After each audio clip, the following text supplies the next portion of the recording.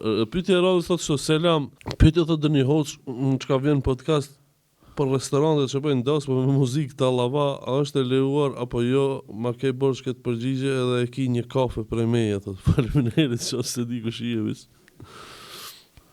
Po tash nëse o xhallah nuk mund me leju muzikën edhe. A kupton, kjo punë çështje feje, nuk është çështje. Po tash muzika është ndaluar.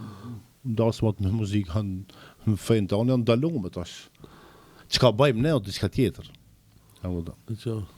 Ama çka feja edhe qefët e mia, dëshirat e mia shumë kanë dallim.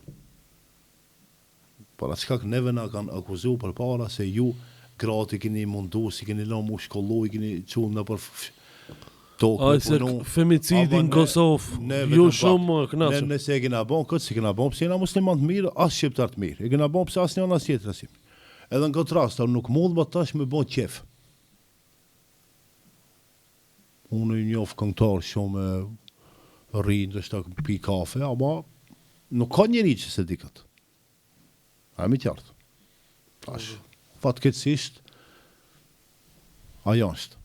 Domethënë, nuk është e lejuar. A çka bëjmë? Ne prap jetë punë janë me Zotin. Për mi tavolinë. Mirë po, unë prap po them, unë njoh shumë këngëtar që janë edhe namazli, edhe falin namazin, edhe janë familjar, Allah i shpërbleft. Amen. Nuk janë armiqtë islamit. Po, nuk janë armiqtë islamit, të tash, edhe unë i kam gabimet e mia. Sunë, ndoshta unë kam më shumë gabime se çata këngëtarë që s'po du me arsitu askënd.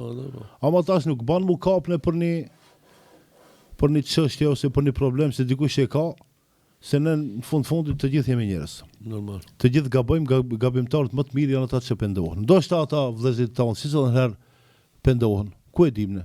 Bon vakti i Zotit va pranon pendimin. Prapë unë po them, nuk po du marr si tu askënd. E qartë.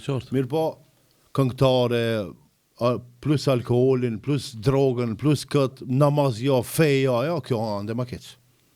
Tash me fort drejt, ka keq edhe ka ma keq. Po.